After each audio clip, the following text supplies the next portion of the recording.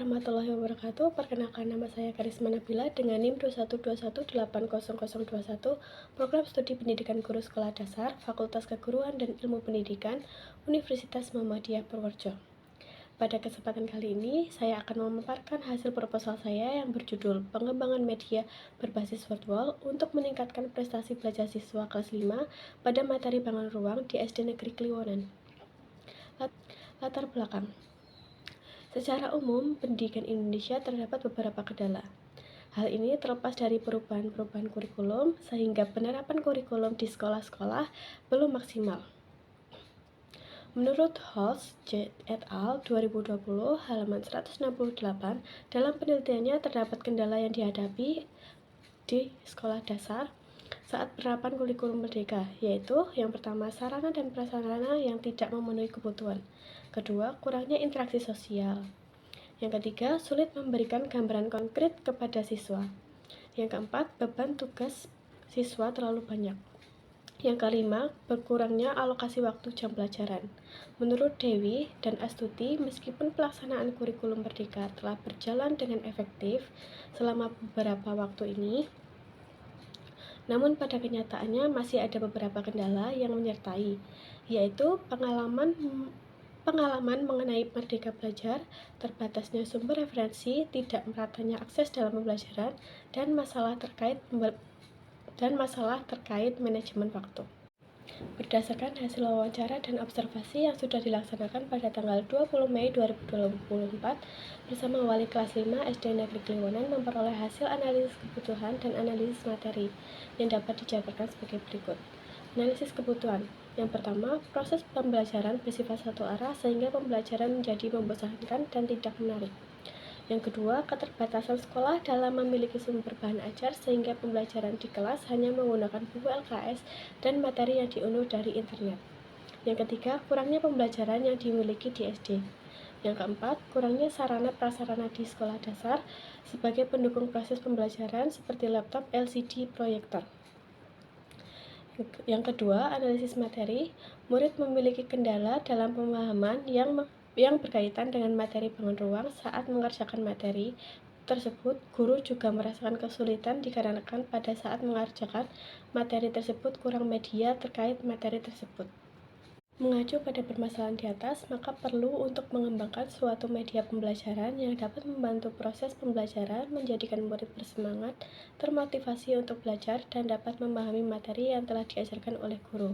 Permainan atau game pembelajaran dapat dijadikan sebagai solusi untuk melibatkan partisipasi murid dalam dinamika belajar mengajar, mengatasi tantangan dalam pola belajar siswa, efisien dalam menarik perhatian siswa, dan dapat diadaptasi dengan tujuan pembelajaran. Identifikasi masalah. Yang pertama, proses pembelajaran masih bersifat satu arah sehingga pembelajaran terkesan membosankan dan tidak menarik.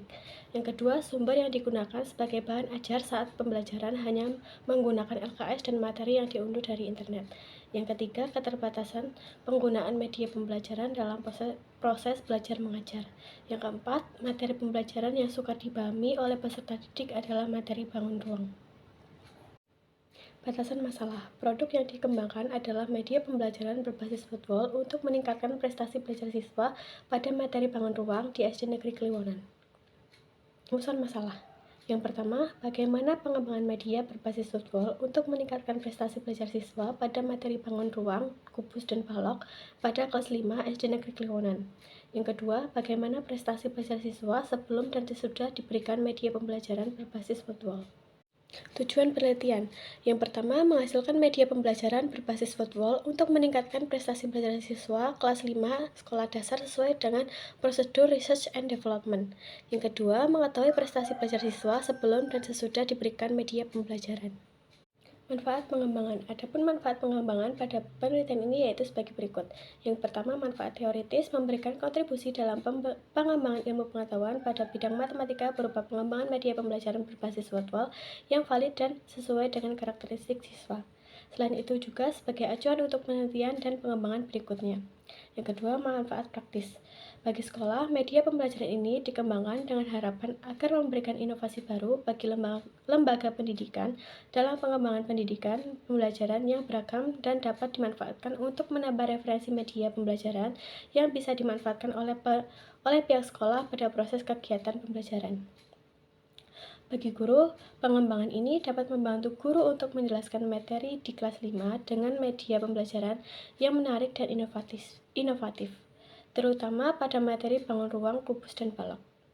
Bagi peneliti, pengembangan media pembelajaran ini diharapkan dapat menambah pengalaman, wawasan, dan ilmu pengetahuan di bidang penelitian dan pengembangan. Melalui pengembangan media ini, peneliti belajar untuk mengasah keterampilan yang dapat dimanfaatkan pada kehidupan kerja kelak, serta ilmu yang dapat diharapkan bermanfaat untuk menambah kompetensi peneliti apabila kelak menjadi seorang pendidik atau akademisi. Asumsi pengembangan. Yang pertama, media pembelajaran berbasis virtual untuk meningkatkan prestasi belajar siswa kelas 5 sekolah masih jarang dikembangkan khususnya di Kabupaten Purworejo. Yang kedua, media pembelajaran berbasis virtual untuk meningkatkan prestasi belajar siswa dapat menarik antusias peserta didik, meningkatkan semangat belajar, dan mempermudah memahami materi. Kajian teori yang pertama yaitu media pembelajaran. Media pembelajaran merupakan alat atau sarana untuk mentransfer informasi yang digunakan berdasarkan teori pembelajaran bertujuan untuk menyampaikan pesan, merangsang pemikiran, emosi, dan memotivasi murid ketika pembelajaran berlangsung. Berdasarkan pendapat ini, beberapa ahli di atas dapat disimpulkan bahwa media pembelajaran adalah suatu alat yang digunakan sebagai perantara guru dan murid yang keberadaannya merupakan hal yang penting di dalam pendidikan.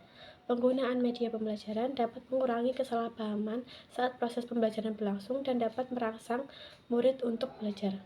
Kajian teori yang kedua yaitu media virtual. Media virtual merupakan sebuah aplikasi yang digunakan sebagai sumber belajar media pembelajaran ataupun alat penilaian berbasis daring yang menarik bagi siswa. Kajian teori yang ketiga, konsep pembelajaran matematika sekolah dasar. Konsep dalam pembelajaran matematika berupa materi yang ditanamkan yang kemudian menjadi prasyarat untuk memahami konsep selanjutnya. Penguasaan konsep adalah kemampuan untuk mengungkapkan ide-ide dalam membentuk abstrak menjadi konkret sebagai orang lain dapat dengan mudah memahaminya. Pemahaman konsep adalah suatu prasyarat untuk mampu menguasai konsep selanjutnya. Dalam proses pembelajaran matematika, pemahaman konsep dan penalaran matematis merupakan komponen yang harus dikembangkan oleh siswa. Pentingnya mempelajari konsep dalam pembelajaran matematika dikarenakan matematika memiliki konsep yang saling berkaitan. Namun, yang ditemukan, kemampuan pemahaman konsep yang dimiliki siswa saat ini masih kurang. Kajian teori yang keempat yaitu karakteristik matematika di sekolah dasar. Pembelajaran matematika di setiap jenjang pendidikan mempunyai karakteristik yang berbeda-beda sehingga harus sesuai dengan karakteristik siswa. Hal tersebut sesuai dengan pendapat Saputra dan Hardini 2020 yaitu pembelajaran matematika di sekolah dasar harus sesuai dengan demografi siswa dan karakteristik pembelajaran matematika. Pembelajaran matematika di sekolah dasar mempunyai karakteristik yaitu pembelajaran bersifat abstrak, sedangkan hal tersebut berbanding terbalik dengan karakteristik siswa sekolah dasar yang mudah memahami pembelajaran dengan benda yang konkret. Sedangkan menurut Dinata Dimas Dwi et al. 2022, pembelajaran matematika masih bersifat abstrak sehingga menyulitkan siswa dalam memahami materi yang sedang dipelajari. Kajian teori yang keenam yaitu tujuan pembelajaran matematika. Yang pertama, meningkatkan kemampuan siswa untuk berpikir kritis, logis, kreatif, cermat, dan efektif serta bekerja sama untuk bertahan hidup dalam kondisi yang tidak stabil dan terus berubah. Yang kedua, yaitu membantu siswa memahami konsep matematika, menjelaskan konsep secara luas, akurat, efektif, dan tepat dalam pemecahan masalah. Yang ketiga, memungkinkan siswa memperoleh pengetahuan dasar matematika sebagai dasar lebih lanjut untuk sekolah lanjut di tingkat pertama. Yang keempat, mempersiapkan siswa untuk memanfaatkan matematika dalam kehidupan sehari-hari seperti menumbuhkan rasa ingin tahu, perhatian, dan minat dalam matematika, serta kemampuan untuk memecahkan masalah dengan rajin dan percaya diri. Yang kelima, yaitu membentuk siswa untuk dapat menggunakan matematika dalam pola pikir matematika dalam kehidupan sehari-hari dan dalam berbagai disiplin ilmu. Yang keenam, agar siswa dapat menjelaskan masalah dengan menggunakan media seperti simbol, tabel, diagram, dan lain-lain. Yang ketujuh, membantu siswa memecahkan masalah, memahami masalah, membuat model matematika, menyelesaikan model, dan menafsirkan solusi. Yang kedelapan, yaitu agar siswa dapat menggunakan penalaran pada pola dan sifat, melakukan manipulasi matematika dalam membuat generalisasi, membuat bukti, atau menjelaskan konsep dan pernyataan matematika. Kerangka berpikir, analisis kebutuhan dan analisis materi. Pengembangan media berbasis virtual untuk meningkatkan prestasi belajar siswa pada materi pangan ruang, kubus, dan balok kelas 5 SD Negeri Kliwonan. Spesifikasi produk. Model penelitian yang digunakan adalah block and goal. Yang pertama, research and information collecting. Yang kedua, planning. Yang ketiga, develop preliminary form of product. Yang keempat, preliminary field testing. Yang kelima, main product revision. Yang keenam, main field testing. Yang ketujuh, operational product revision. Yang kedelapan, operational field testing. Yang kesembilan, final product revision. Dan yang ke-10, dissemination and implementation. Uji kelayakan produk ditinjau dari yang pertama, validitas produk berdasarkan ahli materi dan ahli media. Yang kedua, kepraktisan produk berdasarkan dari respon peserta didik, menghasilkan produk media pembelajaran berbasis virtual untuk meningkatkan prestasi belajar siswa sesuai dengan prosedur penelitian dan kelayakan berdasarkan dua aspek, yaitu validasi ahli media dan validasi ahli materi, serta kepraktisan dari angket respon peserta didik. Pertanyaan penelitian. Yang pertama, bagaimana pengembangan media pembelajaran berbasis virtual untuk meningkatkan prestasi belajar siswa pada materi pangan ruang kelas 5 SD Negeri Kliwonan. Yang kedua, kelayakan media pembelajaran virtual untuk meningkatkan prestasi belajar siswa pada materi pangan ruang kelas 5 SD Negeri Kliwonan ditinjau dari kevalidan menurut validator ahli media, validator ahli materi. Kepraktisan produk ditinjau dari respon peserta didik. Metode penelitian. Dalam proposal ini, saya menggunakan metode penelitian pengembangan atau research and development dan menggunakan model Borg and Goal. Prosedur pengembangan. Model pengembangan Borg and Goal terdiri dari 10 langkah, yaitu yang pertama, mengumpulkan informasi atau research and information. Mengumpulkan informasi yang dapat dilakukan dengan melakukan observasi kelas, mengamati kegiatan pembelajaran, mempelajari literatur dan sarana dari ahli media. Yang kedua, yaitu perencanaan atau planning.